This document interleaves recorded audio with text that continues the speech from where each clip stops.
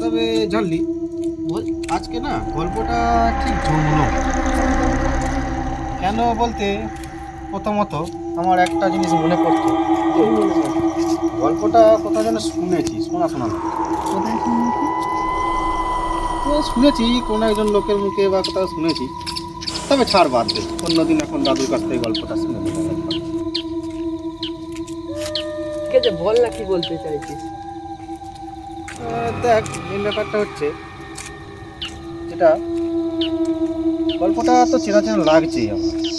শর্টকাটা হচ্ছে এইটা, আদৌ কি বউটা রোগে মারা গেছে নাকি?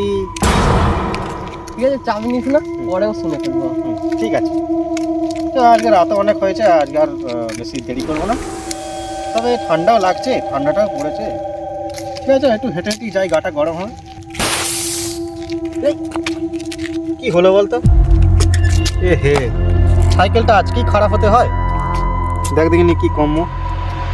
আবার এই জায়গায়? আর এত রাত্রে তো সাইকেলের দোকানও খোলা থাকবে না রে। হ্যাঁ, হ্যাঁ, কি বলেছিস?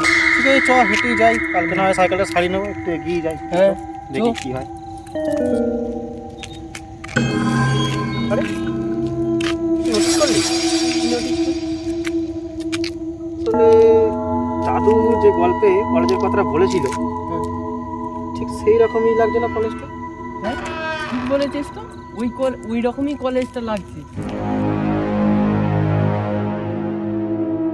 তার মানে ওই মহিলা এই কলেজেরই অধ্যাপিকা ছিলেন? দাদু তো ঠিক সেই রকমটাই বললো। তাহলে আয় দেখি।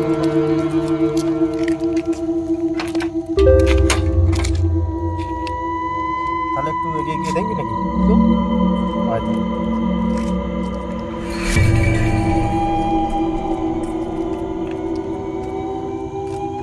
কিরে, কি ভাবছিস? তার মানে আমি যেটা ভাবছি সেটা কি তুইও ভাবছিস? ঠিক আছে, চ তাহলে। চো।